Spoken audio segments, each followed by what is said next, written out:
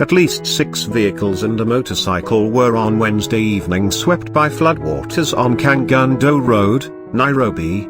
Several homes were also submerged as River Athi broke its banks and flooded Kamulu and neighboring areas, rendering almost the entire Kamulu area inhabitable. Residents were forced to move to safety. A police chopper that responded to flooding in the area yesterday morning captured a moving scenario that showed posh homes submerged in floodwaters. The chopper rescued at least 4 people, including a disabled woman. Roads were rendered impassable and it was difficult for police to establish if there were people trapped therein. This followed the heavy rains being experienced in the city and its outskirts. A section of Mombasa Highway at Athi River was cut off for hours by the raging waters.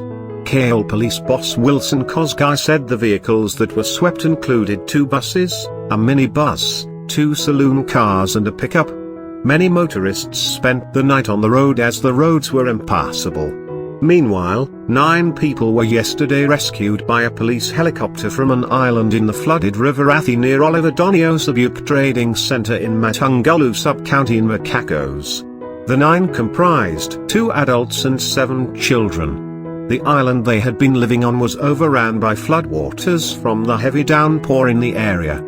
At the same time, transport between Thika and Kangundo towns was paralyzed after a bridge connecting the 2 centers was submerged.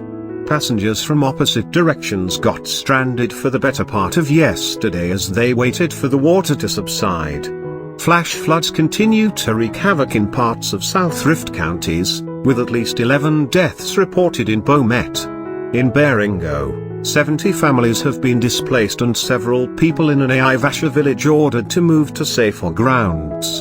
In Bomet, local disaster management officials reported that in the past 3 weeks, a total of 11 people have either been swept away by floods or drowned in dams. Swept away Stanley Mutai, the county director for disaster management, said 7 people were swept away by floods when Kipsnoy, Amalo and Nyanga's rivers broke their banks. Mutai said most cases involved elderly people trying to cross the swollen rivers after a drinking binge in the villages.